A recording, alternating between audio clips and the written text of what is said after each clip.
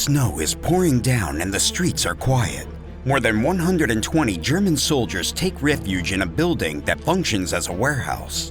Nearby, there is a mill, a soap factory, and a slaughterhouse, all built by the army of the Third Reich.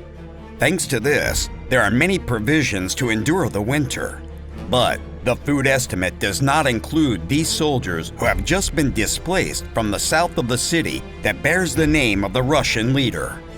It is January 1943, and the Battle of Stalingrad is about to end for the 71st German Infantry Division. Are you ready to find out what life was like for a German soldier during this key battle of World War II? Then, join us in this new episode of Military History and prepare to travel back in time. Stalingrad is a name that never fails to catch the attention of those who review the history of World War II. There, and from August 1942, the German forces tried to twist the course of the conflict. But under Order Number 227, Soviet forces resisted and ultimately won a decisive confrontation for the remainder of the war. However, the life of a German soldier during this battle has been overshadowed by the military strategies and tactics of General Friedrich Paulus, commander of the Nazi Sixth Army, and those of the defenders in charge of the counteroffensive, Vasily Trikov, Georgy Zhukov, and Alexander Vasilevsky. A couple of weeks of bombardment were enough for Hitler's troops to enter the city. In September 1942, the invaders managed to repel the 62nd Russian Army towards the shores of the Volga River. Once the way was cleared, the Wehrmacht installed a headquarters, began executing communists and Jews, and prepared the deportation of the civilian population. Meanwhile, the Soviets attempted a first counteroffensive that proved ineffective. The German army had time to establish itself and build what was necessary to withstand the Soviet attacks. However, even though the city was not completely taken, the Germans dismissed reports of Soviet movements by their own intelligence. In addition, they considered that the materials and the enemy forces were practically exhausted. But by the end of October, the situation was not as they had estimated, as the resistance was terribly stoic and winter was just around the corner. Wilhelm Hoffmann, a soldier in the 94th Infantry Division, famous for logging the day-to-day combat between August and December in his diary, persistently insisted on this. Mass grave is a term that appears in that account. He also pointed out how snipers, artillery, and the poor distribution of food affected the morale of his group. A stale bread for 5 men is another shocking phrase that stands out there. By November, the great Soviet counteroffensive known as Operation Uranus was locking in a so-called cauldron around 250,000 German soldiers who were assisted in battle by Italians, Romanians, Hungarians, Croats, and even recruits from Soviet prison camps. All this affected the feelings and activities of the troops, whose direct orders from Hitler were similar to those of Stalin. There would be no withdrawal or surrender. We had terrible times.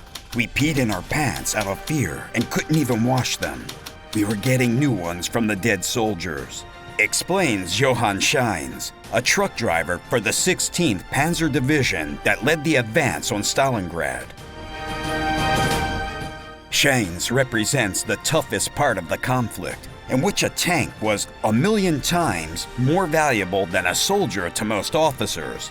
But he also reveals a constant throughout the battle, since the army was increasingly demoralized and without enough water or food, something that was made even worse by the breakdown of the airlift that supplied the cauldron. Also, epidemics flourished. Paratyphoid fever, typhus, and dysentery stalked the men, who at night were able to pick up their wounded, but who, during the day, resumed an all-out fighting amid temperatures under 20 degrees below zero. Meanwhile, The Soviets used loudspeakers to encourage them to surrender, desert, and even shoot their lieutenants. They even played tango to demoralize them. We shot our own lieutenant because he made us march in full view of the Russians as punishment. He was an insensitive wise guy who had no idea how to load a carbine, recalls Shines. There were also episodes of confusion due to the dilapidated buildings that were occupied by one or the other side. German soldiers could suddenly meet the Soviets on the other side of a door or below them, as happened to Gerhard Monk, commander of a battalion of the 71st Infantry Division. We were defending the first floor, the upper floors, and half of the basement. The Russians occupied the other half. It was one of the strangest experiences. Also worth mentioning is the attempt to maintain a relationship of trust between commanders and subordinates. That was one of the factors that, according to Monk, maintained the German fighting capacity despite starvation, freezing, and knowing that they were practically defeated at the end of December.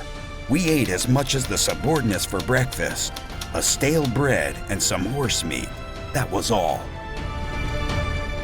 By then, thousands of bodies could be seen on the plain west of the city. The snow made burial impossible. And what was going on among the high commands? For example, it is enough to mention that Hermann Göring, Vice-Chancellor of the Third Reich, compared the Nazi soldiers with the heroes of Germanic legends and affirmed that they should win. Reality indicated that while the invasion had worked at first, the army's capabilities had quickly worn out, and the men now barely managed to say goodbye to their girlfriends, as Lieutenant Gerhard Hindenlang recounted. I was just saying goodbye to her. From the beginning, I never believed I'd come back home. That same reality led, for example, around 300 troops to commit suicide collectively with grenades on the banks of the Volga River. Shines, the previously mentioned driver, who was already a prisoner of the Soviets and weighing just 30 kilograms, decided not to end his own life. He and his companions were forced to stand half naked in the open at night and count the number of men. Many of them ended up fainting, and by the next morning, they were already dead. While generals like Walter von Seydlitz-Kerbach had given each battalion permission to act and surrender independently on their terms, there were more than 300,000 soldiers dead by the time the fighting ended, not counting those who would perish in the prison camps of the Soviet Union, and not counting the deaths of their European allies. It all summed up in a fierce hand-to-hand combat among the ruins of an industrial city, with cannons, tanks, and planes shaking every corner. To finish our review, we'll return to the figure of Gerhard Monk. On one occasion, a journalist interviewed him about his experience in Stalingrad and asked why they had not given up. I replied that he did not understand the ethics of the soldiers or their situation. They had no point of comparison.